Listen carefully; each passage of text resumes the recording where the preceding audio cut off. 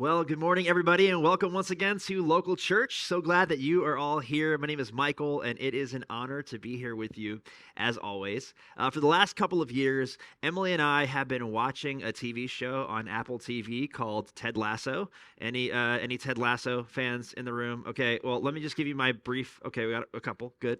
So here's my brief description of what Ted Lasso is about. Ted Lasso is about a extremely kind, humble, generous college football coach from Kansas named Ted, who gets hired to coach a professional soccer team in England, which sounds probably really boring. And I'll be honest with you, the first time the show came on my radar, Emily tried to get me to watch it for a while. And I'm like, no, I'm an American. I'm not allowed to like soccer or watch shows about soccer. It just seems like we have to be against soccer here in America.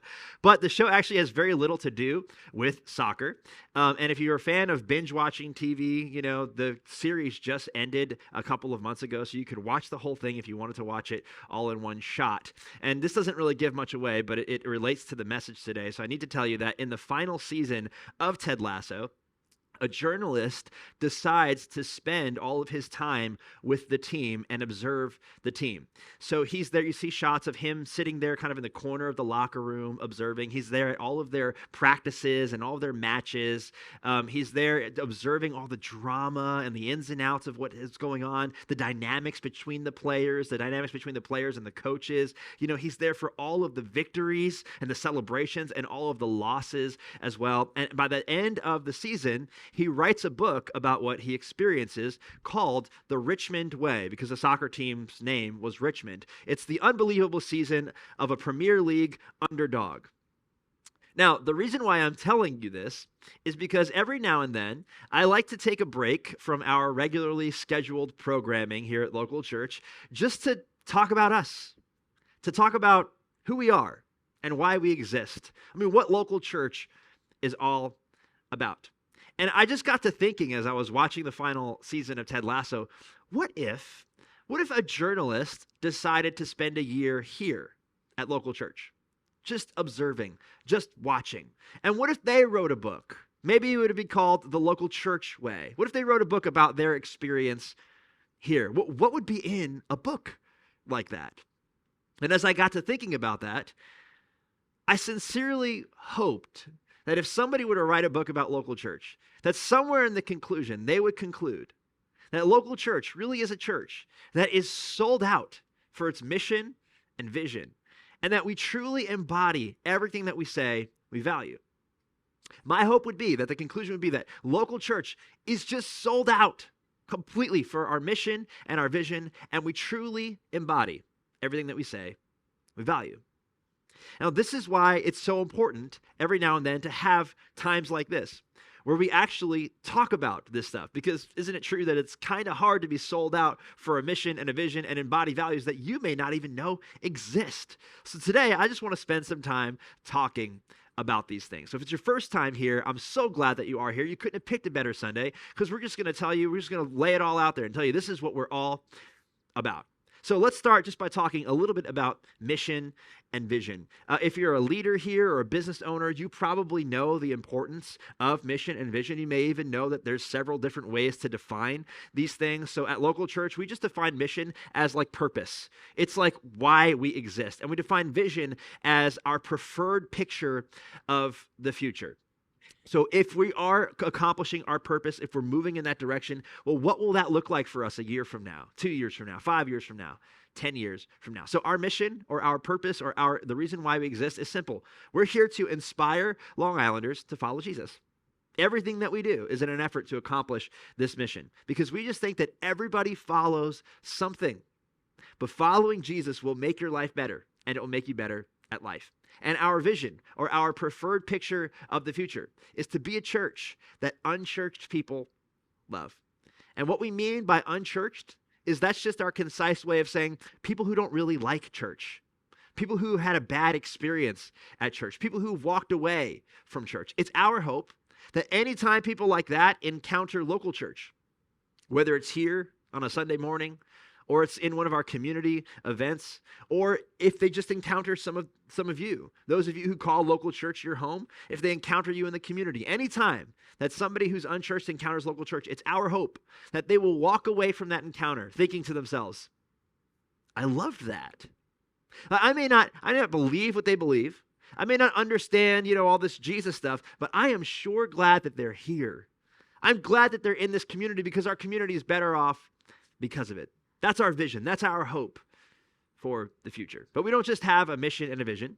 We also have strategies and we have values as well. Strategy is just like the practical how-to. Like, what are we going to do to actually try to accomplish our mission and our vision? And values is basically how are we going to behave based on what we believe. So in the simplest form possible, it's a little more robust than this, but in the simplest form possible, our strategy at local church is to change the way people think about church and God through fun events and practical teaching. And we have got our work cut out for us when it comes to this. Because some of you may feel like whenever you think about God, whenever you think about church, you don't have the best thoughts, right? I mean, there are many people out there that when they think about church, it's not great. The church hasn't always done a great job to develop a great reputation in people's minds. And so we got our work cut out for us to try to change the way people think about church, to help them see that, well, church can actually be a safe place. And the church maybe doesn't have to be boring or rigid or strict. And we've got our work cut out for us when it comes to changing the way people think about God as well. That maybe God really is what Jesus said he is. That maybe he's not so far off and distant and disengaged and angry, but perhaps he is what Jesus said. Perhaps he is full of love and grace and forgiveness, and he's compassionate and he cares for each and every one of us. So our strategies is just change the way people think about church and God through fun events and practical teaching. And then our values. We've got 3 what we call main values or core values, and they're simply to be honest, honor others, and have fun. And we'll talk a lot more about these in just a second. But when you put it all together, you get what I like to call the focus funnel here, with mission on top, followed by vision, strategy, and values. And the deeper that you get into the funnel, the more defined the organization becomes. The deeper you get into the funnel, the more set apart an organization becomes from other organizations that are similar to it. You can think of it this way. Pretty much every church has the same mission. We're all trying to accomplish the same thing. I mean, we may word it differently, but it's pretty much the same. And even many churches share a similar vision as well. They're just trying to reach people, right? In fact, many of us have similar strategies, or at least the ingredients are the same. If you were to have gone to any other church this morning, there probably would have been some aspect of the service that included music. Hopefully somebody would have opened a Bible and read from the Bible and talked about God. There's probably be some community element as well. When we think the thing that really sets organizations apart from other organizations is values, is our values, because values actually shape culture. And culture is what you feel when you walk into a place. Culture is the vibe that you get. And it's what we value that actually shapes culture, because what we value determines what we do. And what we do creates a culture. It was obvious to me growing up that the library valued quiet. And this was evident to me, right? Because every time I walked in there with my loud, obnoxious friends, we would get shushed. So they valued quiet. And as a result, they created a culture of peace and calm, right? A great environment to study in. Organizations can align on mission, vision, and sometimes strategy. But really, you can be almost exactly the same when it comes to mission and vision. And yet, we would probably all agree that we can walk into places that share similar visions, share similar missions, and they feel completely different. We think that's because of strategy and values. Think about the difference between Starbucks and Dunkin' Donuts. At the simplest level, their mission is, well, to make money selling coffee and pastries, right? Their strategy is pretty similar as well. We want to do this as quickly and efficiently as possible. And yet, again, we probably all agree that it's 2 very different vibes. The same could be said of Windows computers versus Apple computers. The same could be said of NBC and HBO, of Walk 97.5 and 106.1 BLI. Similar missions, very different cultures, very different values. Right? So what I want to do today is I want to talk about what we value here at local church. What sets us apart here at local church? We have 6 different values. We break them up into 2 different categories. One category is what we call church-wide values, and the other category is our team values. So our church-wide categories apply to every environment here at local church, to our groups, to our Sunday services, to our community events. We hope that everybody who engages with us in any way will experience these 3 things. And our team values apply to our team. So what I want to do today is I want to focus on our 3 church-wide values, which are simply to be honest, honor others, and have fun. And we'll spend some time unpacking each one of these, starting with be honest. Fun fact, Jesus actually used the term or the phrase, I tell you the truth, over 60 times in the 4 gospel accounts that we have of his life. In other words, Jesus really valued truth and honesty. And perhaps the reason why, to quote Jesus, is because the truth will set you free. The truth will set you free, which is kind of obvious, right? Because you and I can't be set free from something that's holding us back unless we acknowledge the fact that we're being held back by it, right? I mean, this is why in many recovery programs, the first step is to admit that there's a problem. But that's not just good advice for recovery. Isn't it true? That's just good advice all the time. It's just good advice in life because so many people are held back by all sorts of different ways because of an inability to be honest. And perhaps the reason why it's difficult is because they just don't know how, or maybe they don't feel safe being honest, which is unfortunately often the case when it comes to church, right? Isn't it true that in my experience, and maybe in yours too, that sometimes it feels like the church is the last place on earth that you can actually be yourself, and that you can actually be honest, that you can express your thoughts and your questions and your doubts, perhaps for fear maybe of being rejected or judged or criticized or exiled in some way. I'll tell you, when I was 14, my mom dragged me to church one day, and as we were sitting in the pews, the gold plate came by, and my mom threw some money in there, and, I'm angsty, angry teenager, and I lean over and I whispered in her ear, Mom, don't you realize these church leaders are just scamming you? They're just guilting you into giving them money. And she slapped me really hard across the head. And I admittedly, I deserved that slap. But the point I'm trying to make here is that even as a 14-year-old, I had some questions. I had some hesitations. I had some doubts. I was skeptical. But I remember I felt like the church was actually the last place on earth that I could bring those things to, that I could actually speak up in. And maybe some of you share a similar experience. Maybe some of you are just as hesitant to be honest in church. In fact, there's probably some of us in the room and possibly even watching who have some big questions that you wish you could ask, but you might even be too afraid to ask. Questions like, does God even exist? Perhaps you've even been a follower of Jesus for years now, and you still wonder this, but you're afraid to ask. The church should be the safest place in the world to ask questions like this, to wrestle with this. Maybe you have this question. If God does exist, why? If he exists, why would God allow such terrible things to happen in this world?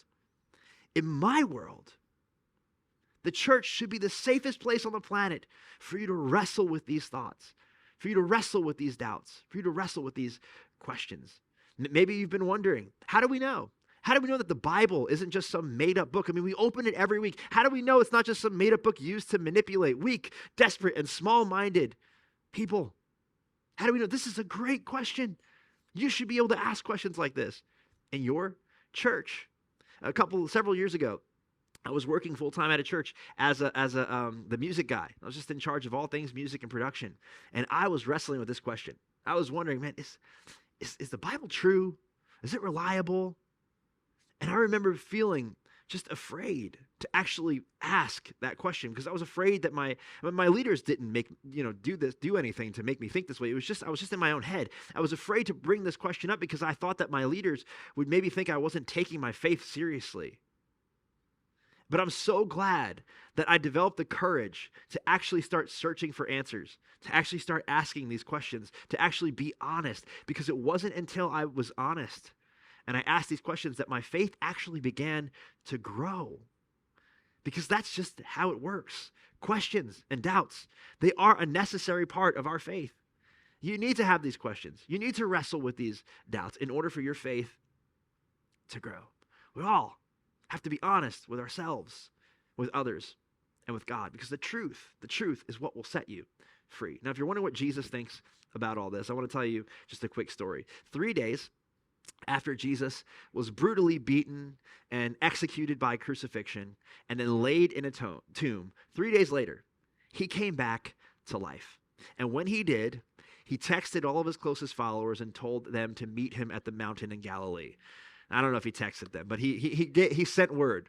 And so this is what happens next. Matthew, who was there and recorded this for us, he tells us this. He says, then the 11 disciples just means follower. Then the 11 disciples left for Galilee, going to the mountain where Jesus had told them to go. Now, it's important to note the fact that these were the 11 disciples. There used to be 12. At this point now, there's 11. The reason why that's important is because these were the guys who were closest to Jesus. They had spent the last 3 years with him.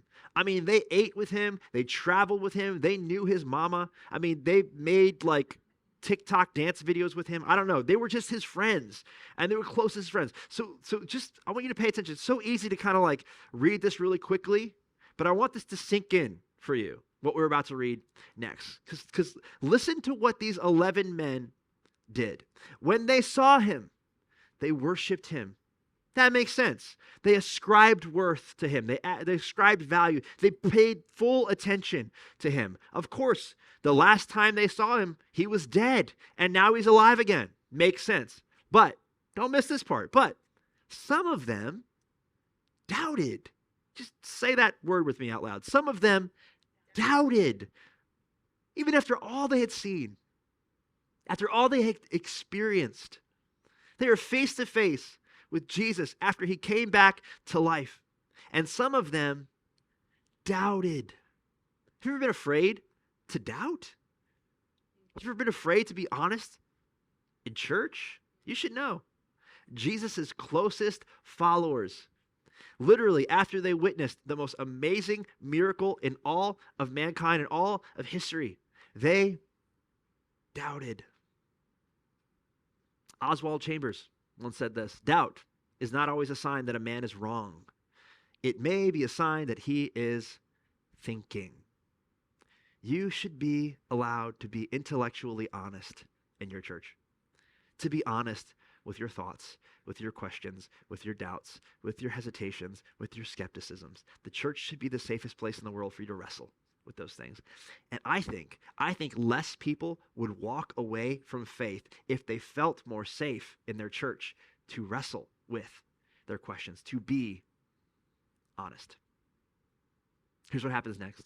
Jesus came and he told his disciples, his followers, I have been given all authority in heaven and on earth. Therefore, go and make disciples of all the nations. He doesn't even address the fact that several of the people in his group doubted. Should you imagine what that must have been like for that group of men who were standing there? It's like, you know that there were some of them who were like, we're worshiping you, Jesus. This is so amazing. And then they're like kind of glancing over like, why aren't they worshiping? What's going on over there? Hey, Jesus, I don't know if you saw, but look, these guys, they're doubting. They're doubting over there. But it seems to me like Jesus didn't seem to be bothered by that. He didn't say like, hey, you guys over here are doubting. Go home, go open your Bible, get your theology right, and then come back when everything's okay, when you don't have any more doubt, when you're doubt-free. No.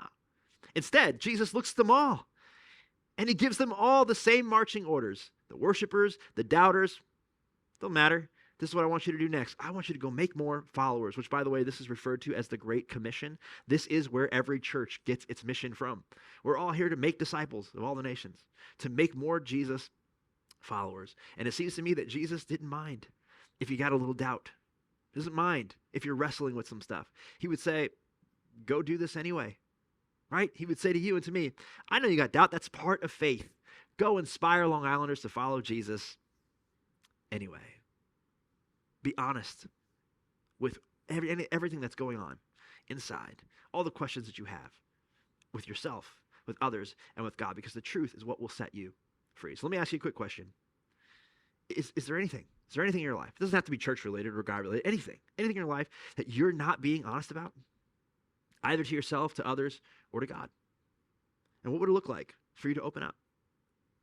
What would it look like for you to acknowledge, to admit that, yeah, there's something in my life I know I should tell her. I know I should tell him. I know I should just finally come to terms with the fact that this is happening. What would it look like for you to open up, to be honest? On the other side of your willingness to be honest may be the thing that you've been searching for the whole time. You may find the freedom that you have been looking for, because, according to Jesus, the truth will set you free. Now, one more quick thing about being honest to others before we move on. I just got to say this, that being honest, especially to others, doesn't mean saying everything that is true. I think it's important for us to note this. It does not mean saying everything that is true. Yes, those pants make you look fat. It does not mean saying everything that is true, okay? It's really important to note that. Being honest means that's actually being reckless, okay? Being honest means everything you do say is true, which requires a tremendous amount of work, which is what makes this value so difficult. Because if everything that you do say is true, then that means you got to really think about what you're going to say before you say it, right? You got to think about the timing and how you're going to say it, which is where this value of being honest intersects with the next value that I want to talk to you about. So let's talk about the next value here at Local Church, which is to honor others. Honor others. Now, to be honest with you, a better way of saying this would probably be honor all, because what we mean by, it just doesn't have the same ring to it, but what we mean by honor others is a kind of honor that goes inward, outward, and upward. It's living a life in which you honor yourself, you honor the people around you, and you honor your heavenly Father. Now, if you're wondering, well, what does honor even mean? I like Webster's definition for this. It's simple. It's just high respect and great esteem. High respect and great esteem. It means that you treat people with high respect and you hold them in great esteem. So for our purposes, it means you do this for yourself. You treat yourself with high respect. Hold yourself in great esteem. It means you do this with God. You treat him with high respect and hold him in great esteem. And you do it with all the other people in your life.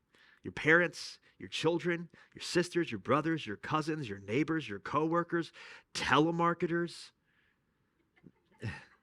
Maybe not the AI version. You can let the AI people have it. But the real life telemarketers, you hold them. You treat them with great respect and hold them in great esteem. Jesus, if you're a follower of Jesus, Jesus would say this even goes as far as your enemies. You and I, as followers of Jesus, are to honor even our enemies. Come on, how hard is that? It's not easy. It's not an easy thing to do. I mean, it's easy to honor people who are honorable, right? I mean, they make it easy. But to honor people who are less than honorable, to honor people who wouldn't honor you back, man, that's hard. And here's another thing.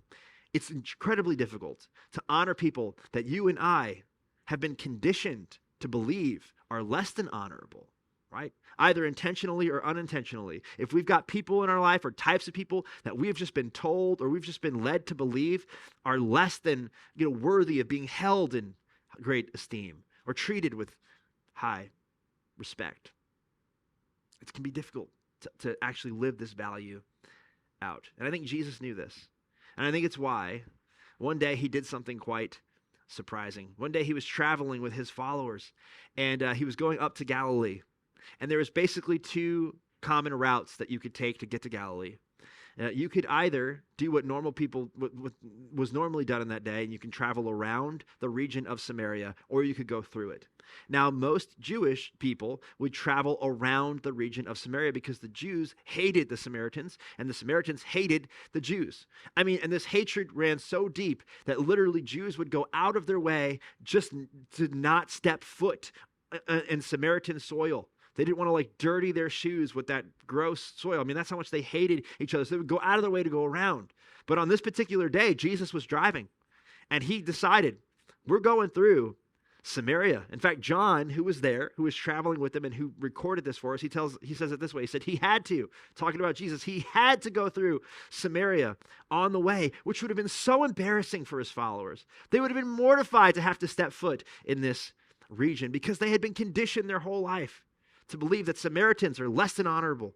They're not people that you would hold in great esteem, that you would treat with high respect. And yet Jesus says, come on, we're going through there anyway. I mean, just so you to illustrate just how deep this racism ran. There was one time where Jesus was getting into it again with some religious leaders, and these religious leaders were just getting so mad at Jesus that they started hurling insults at him. And one of the things they said to Jesus was this: "You Samaritan devil."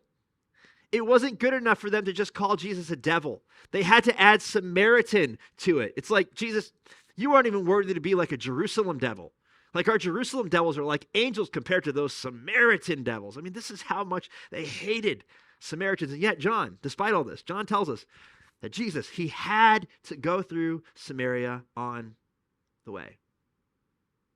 And so, as they're traveling along, Jesus decides to stop at a public well.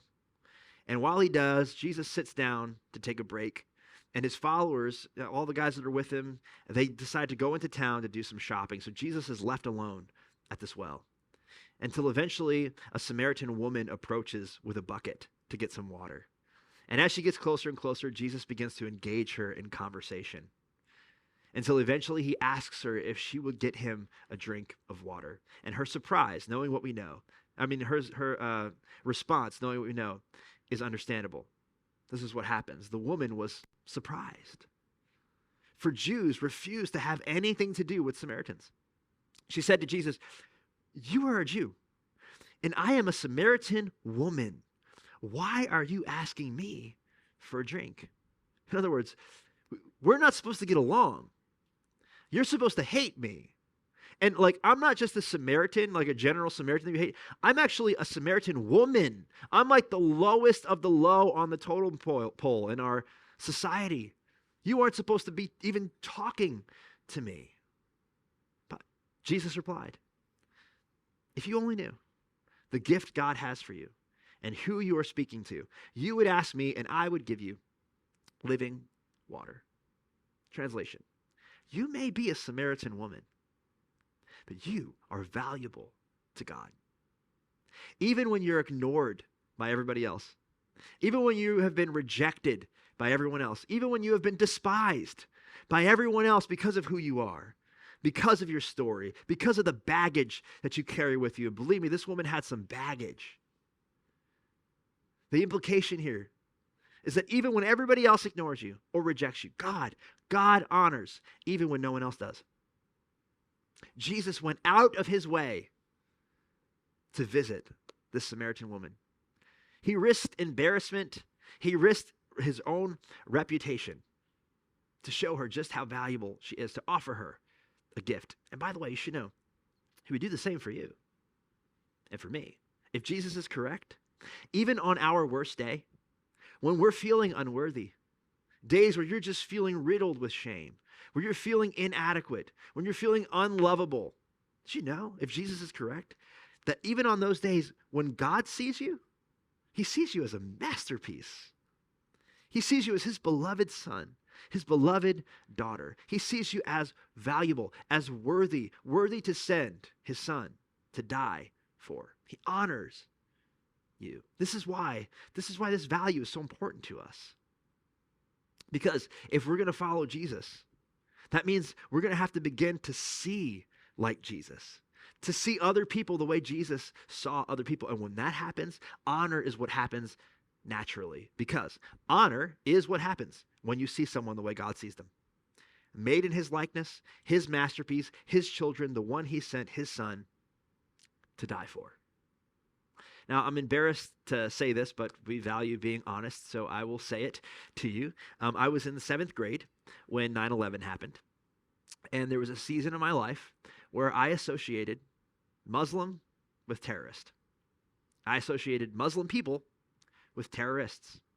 And that's what happens when you kind of grow up and you're not exposed to different cultures than yours. You're not exposed to people who think differently or believe differently than you do. And this is why I was so grateful, and I am so grateful, for the several years that I got to spend working on a cruise ship. I worked as a musician on a ship. Emily and I did this together for several years. And I thought when we first took that job that the most beneficial part of that time of our life would be that we got to travel the world and get paid to do it. I mean, that was pretty cool. But looking back now, what I now realize is the most valuable the most beneficial, most valuable part of that season of our life was the fact that we got to meet so many people and live in such close quarters with so many people who were nothing like us, who were so different than us, who thought differently than we did, who believed differently than we did, who grew up in much different cultures than we did. And it's the reason why I can stand here and tell you today that some of the kindest, most servant-hearted people that I know are Muslim. And I don't know if God, works this way or not. Again, I don't know for sure. But I like to think that God put me on those ships in that time to teach me this lesson, to teach me to honor others, despite the fact that they may not look like me or they don't believe like I do, but to honor them simply because every single person bears the likeness of God. Every single person bears his image. Every single person on this planet is a person that God chose to honor by sending his son to die for. I'm so glad that I got to have that experience. So let me ask you, all right, this is going to be a little bit pesky, but I think you can deal with it. I think you can handle it. Do you have any Samaritans in your life? Do you have any people in your life or types of people in your life that you just have a hard time honoring? You have a hard time treating with high respect and holding in great esteem? Anyone you have a hard time? You have trouble honoring? Let's give you a short list just to, get you thinking. Men, women, Democrats, Republicans, non-voters, non-citizens, people in the LGBTQIA plus community, Muslim people, black people, white people, brown people, rich, poor, typical, non-typical, as people with disabilities or people without disabilities, intelligent, unintelligent, pretty, not so pretty, churched, unchurched. I mean, the list could go on and on and on. You got any Samaritans in your life? Any people, any types of people and you just have a hard time honoring? If you're a follower of Jesus in the room or watching and you're uncomfortable that I even have a list like this in church, that may be an indication that you might have some work to do. I'll tell you why. Because Jesus would go out of his way to honor every single person on this list, to show them how valuable they are, to treat them with high respect, and hold them in great esteem. And we should do the same as well. If we're following Jesus, we should see like Jesus. And when we see people the way Jesus sees them, honor happens. Because honor is what happens when you see someone the way God sees them. Made in his likeness, his masterpiece, his children, the one he sent his son to die for. It's my hope that local church will be the safest place on the planet for anyone, no matter who you are or what your story is, for anyone to come and to be welcome and to be honored. All right, let's talk about the next local church value, and we'll do this one pretty quickly. Our next value is to have fun. Have fun. I can remember being a teenager and loving my youth group, but really not liking our Sunday morning experience. Loved going to youth group, completely different culture than the Sunday morning. So youth group was fun, hardly ever missed a Wednesday. Sunday, hardly ever went at all. Our Sunday morning was a little more traditional. Men were in suit and ties. Ladies were wearing nice dresses. And I can remember one particular Sunday morning where me and my group of rowdy teenagers, we walked into the building, and it was like the ushers just had like a teenager sense, and it just went off, and it was like, they're here. And they rushed over to us as a group, and they quickly ushered us to the back of the room where the stairwell was and sent us up to the balcony. Now, it was the land where teenagers were neither seen nor heard, And looking back now, I get that. I understand. I mean, we were loud and we were obnoxious and we probably smelled, and so it makes sense. It makes sense. But I'm just telling you, it was because of experiences like that I just concluded as a young person that, man, it seems like God and church is just serious business. I mean, it's just all business all the time. That's what it felt like. And if I'm not bored, I must not be doing it right. That was the conclusion that I came to, which begs the question, is that true? I mean, is that what God is like? Is that what God's intention was when it came to church? And I don't know, as I read the New Testament, I think that there are certain things that we should take seriously. But when I read about Jesus, I think Jesus was fun. I'm not sure it was just all business all the time. In fact, some of you maybe have done the hard work of crafting a personal mission statement for your life. Did you know that Jesus had a mission statement? He had a purpose statement in his life. He says it this way: my purpose, the reason I'm here, is to give them, talking about his followers, the reason I'm here is to give them a rich and satisfying life. This is Jesus' purpose statement. I'm not sure what you think of or what comes to mind when you hear the term rich and satisfying life, but that doesn't sound boring to me. I mean, I want that. I would love for my life to be richer. I would love for it to be to have more satisfaction. And I think that's awesome. We think that Jesus was actually quite fun. In fact, did you know that one of the first miracles, public miracles that Jesus performed was at a party of all places? Yeah, Jesus was with his friends and with his mom at a wedding celebration. You may know the story. And all of a sudden, all the wine runs out. And so Mary, his mother, with all of her compassion, with all of her love, she's like, I know somebody who could help. So she goes to her son, Jesus, and she's like, hey, Jesus, the wine ran out. Do something about this. And you may remember, at first, he was a little hesitant. Jesus responds, dear woman, which comes across a little harsh in our language, and theirs, this was like more a term of endearment. Dear woman, that's not our problem, he says. Jesus replied, my time has not yet come. In other words, Ma, I'm not ready yet. It's not time for me to go public with this. I'm not ready for people to know who I am and all the things that I can do. And, this is a message for another day, but Jesus was fully God and fully man. And in this moment, it's just funny for me to think that he really experienced what it was like to be fully man and have a mother. Because the way Mary responds is so great and so classic to me. But his mother told the servants, do whatever he tells you. In other words, yeah, Jesus, I'm not asking, right? You are going to do what I told you to do. Take care of it. Now, I just love this so much. Do you know what Jesus does next? You might know. But let me tell you what he doesn't do, right? In this moment, he could have, if he wanted to, he could have played the God card, right? But he doesn't do that. He doesn't play the God card like, hey, Mary, excuse me, let me remind you who I am, right? Or do you know who my dad is? How dare you? How dare you insist that I do something when I told you no? No, he doesn't play the God card. He doesn't take himself too seriously. You know what else he doesn't do? He doesn't call his friends over to be like, come here, and start criticizing everything around them. Like, can you guys believe how much these people have drank already? Can you believe that the wine's already run out? Can you the gluttony here? Can you believe that my mom is trying to get me to encourage this? He doesn't criticize what's happening. No. Instead, he becomes the coolest bartender ever. And he actually turns water into wine. And it's not like he doesn't do it in he's not trying to be vindictive about it, right? He doesn't make crappy wine. Can you say crappy in church? No. He doesn't make crappy wine. It's the best wine ever. The servants are like, well, this wine's, you saved the best for last. Jesus, his first miracle was a party trick. It was amazing. So we just think that Jesus was fun. I think he was fun. And when you read about it, it's just like, wow, this guy's pretty fun. And we think that church should be fun as well. It's the reason why we do so many fun things around here. It's why we have movie nights in the summer. It's why we do Christmas events and Easter events, and why we do trunk or treat. It's why we have food trucks all the time. It's why we do ice cream truck on National Ice Cream Day. We think that church should be fun, and it should especially be fun for your kids. In fact, it's our hope that your kids will wake up in the morning and drag you to church, not the other way around. So here's how we define fun around here. Fun, simply this. Fun is just enjoying everything that's good in life. Everything that's wholesome, everything that adds value, everything that brings worth. It's celebrating a lot, and it's not taking ourselves too seriously. I mean, we should take following Jesus pretty seriously, but we don't have to take ourselves that seriously. And we get this from Jesus because we think that Jesus was fun and that church should be as well. So there you have it.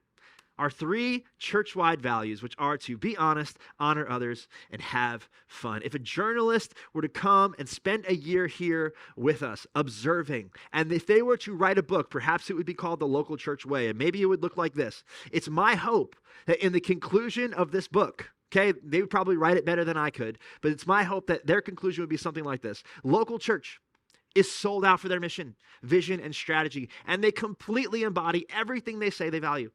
It really is a church that unchurched people love, where minds are being changed about God and church, and where people are being inspired to follow Jesus. It's a safe place for anyone to explore faith at their own pace, to experience community, to ask questions, to express doubts, and to have fun. No matter who you are or what your story is, you will be welcome at Local Church.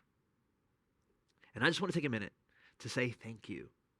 Thank you so much to the many of you who are making this hope a reality. Because of your prayers, because of your volunteering, because of your regular giving every week, every month. You are inspiring Long Islanders to follow Jesus by being a church that unchurched people love. A church that is honest, that honors others, and that is fun. Thank you. Thank you. Thank you. Let me pray with you. Heavenly Father, just thank you so much that we get to be part. We get to be a part of what you're doing here on Long Island. That we get to be a part of a commission that you gave your followers 2,000 years ago. That is still happening. That mission is still moving forward. That new followers are being made every day, God. And you get to experience that here on Long Island, halfway across the world from where you initially gave us these marching orders. Thank you, God, for the many people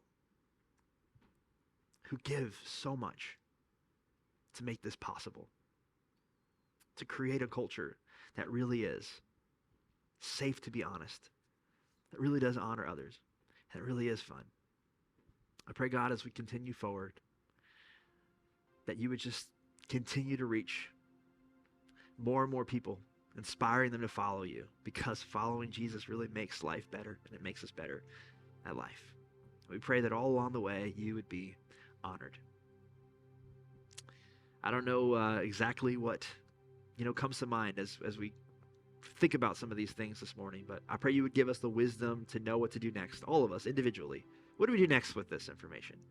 And that you would give us the courage to take our next step. Maybe for some of us, it's to just be honest about that thing.